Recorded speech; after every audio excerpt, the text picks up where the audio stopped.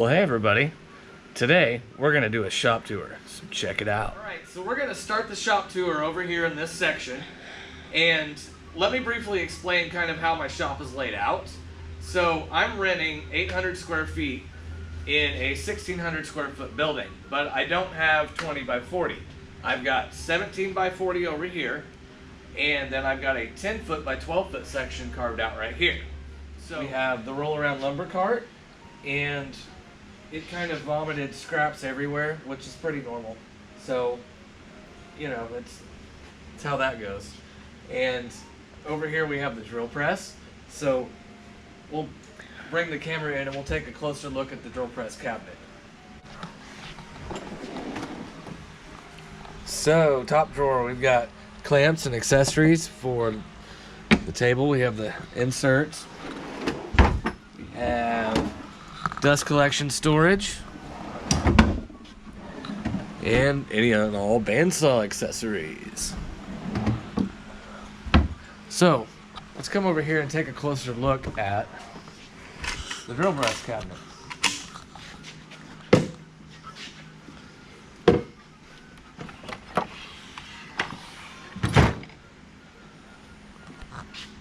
So we've got bit storage all over the place. This is what happens when I get bored in the wintertime.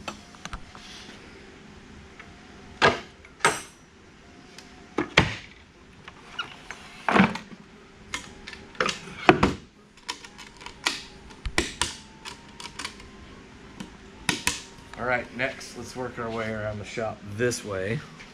So we've got the mechanics tool chest that has all your sockets, wrenches, files, all the smaller hand tools. And we've got fasteners here and fasteners there and fasteners here and fasteners over there. We've got more fasteners in here, so we've got nails, we got screws, we got sandpaper, and then on my old bench that I've had for years, which is just an old commercial door, I have all my job site tools underneath there that don't get a whole lot of love these days, but we have the router bit cabinet right here.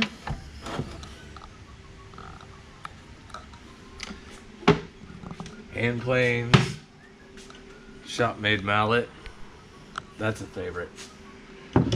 We've got the Stanley Bailey Type 16, number 6, number 3, 5, and 4. This old transitional is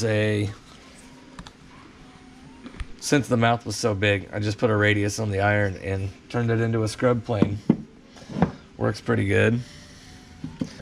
Getting ready to turn some knobs for the 71 out of this cherry. So, clamp storage up here. Then we have another tool wall over this side of the miter saw station. So we've got number 8, number 7, another number 6, a 605, and a 5 1/4. The Union Manufacturing bevel gauge. Of course, 71. And the good chisels.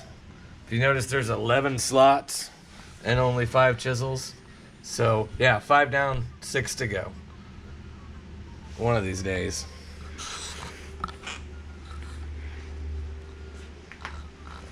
So the miter saw station. Almost done. We need drawer glides, and all of the boxes are built, all the faces are cut, everything's ready. We're just down to drawer glides. So all the little trays will fit sustainers. Because right now we're just putting the sustainers over here and on the roll around cart. Now over here on this side, it's random miscellaneous shelves, cabinets, you know, it's paints, finishes. It's the misfit hand tool world with all the old random hand tools, but you just can't get rid of that stuff because, I mean, you always need a beater chisel, you always need a weird scraper or whatever. So, and we've got little man's cabinet.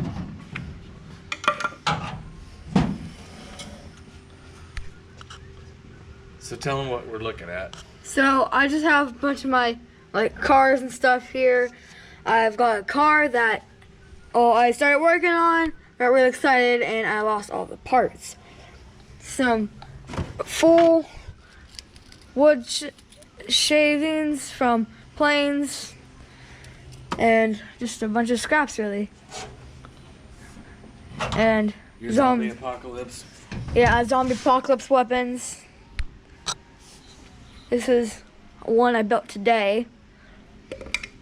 We've got spears over here, a machete we need to work on, and another zombie apocalypse weapon right there, an old tire, and yeah. All right, can we get back to my shop tour now? Exactly. Okay, cool. So, next to the miter saw station, and of course we saw that in the miter saw station we have the Craig pocket hole machine. Up here we've got a little Grizzly oscillating spindle sander. Can't wait to upgrade that guy, but she's been faithful. So, kind of tucked in over here next to the miter saw station and the side feed of the table saw, we have the big shop compressor and the dust collector. Alright, so table saw. She's an old Powermatic that I made pretty again. And then I have the table saw accessory cabinet. Of course, that's not done either. Boxes are done, drawer fronts are done. We're just down to drawer glides. And sled storage.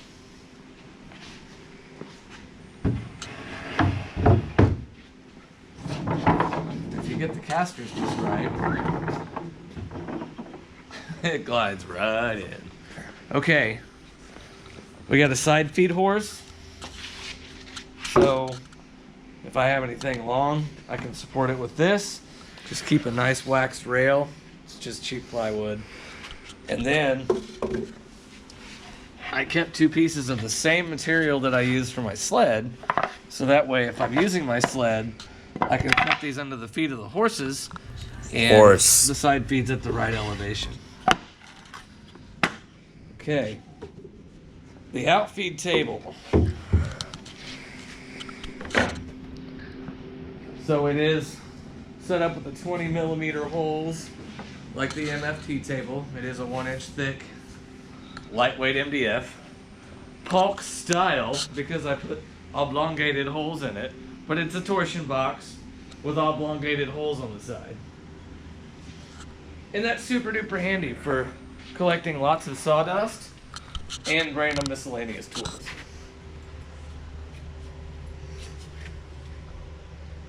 Then underneath, I have my low assembly bench, which, move your knee, boy. I'm short. Just slides right out, and I can move that around the shop whenever I need a low bench, which I need often because over here is finished projects and projects that are about to be finished. Next to that, we have the slab flattening table that's currently housing an Eagle Scout project.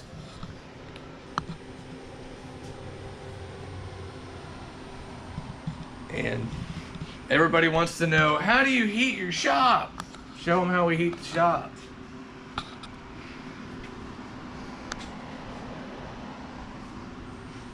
Okay, lathe.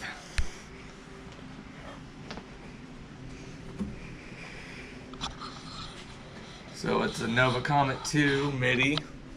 Of course, we have the tool wall with all the tools on it. Next to the lathe, sharpening station. So I've got oil stones there, diamond stones.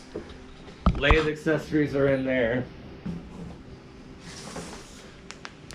And underneath that we have shop sawn lumber from just resawing firewood. So a lot of that's almost dry and ready to go. We have the high-speed lathe right there. Lathe. Really, Tim? Grinder. Thank you, Michael. Scroll saw. And that brings us back around to dust collector. So that pretty much gets it. He's like going like this. Off with his head! Off with his head, she said! It's called the outro. Oh, okay. Thanks for stopping by. We'll see you next time. Thanks for watching, and may the sawdust always fall in your favor.